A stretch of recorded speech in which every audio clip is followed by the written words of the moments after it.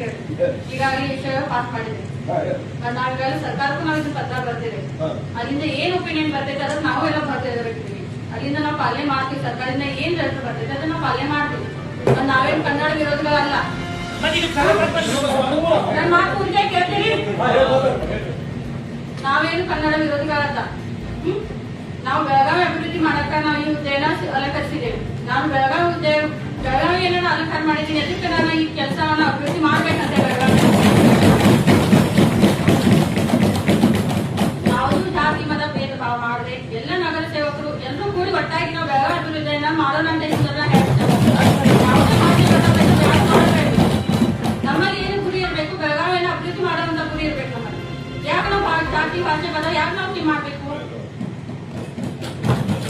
ಈಗ ಬೆಳಗಾವಿ ಎಲ್ಲಿದೆ? ಕರ್ನಾಟಕ ಒಳಗಡೆ ಐತಿ ಬೆಳಗಾವಿ. ಯಾಕೆ ನಮ್ಮ ಯಾಕೆ ಭಿನ್ನಾಭಿಪ್ರಾಯ?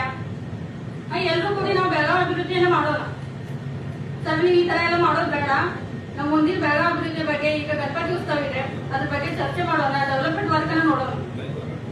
ಉಳಿದನ್ನು ನಿಮ್ ಚೇರ್ಮನ್ ಕೂತ್ಕೊಳ್ಳಿ ಸಭೆ ಸಭೆಯು ಬಹುಮತದಿಂದ ಒತ್ತುಗಳನ್ನು ಅಂಗೀಕರಿಸಿ ಕರ್ನಾಟಕ ಸರ್ಕಾರದ ಅಡಿಯಲ್ಲಿ ಬರುವ ಬೆಳಗಾವಿ ಮಹಾನಗರ ಪಾಲಿಕೆ ಬದ್ಧವಾಗಿದೆ ಎಂದು ತಿದ್ದುಪಡಿ ಮಾಡಿ ದೃಢೀಕರಿಸಬೇಕೆಂದು ಸೂಚಿಸಲಾಗಿದೆ.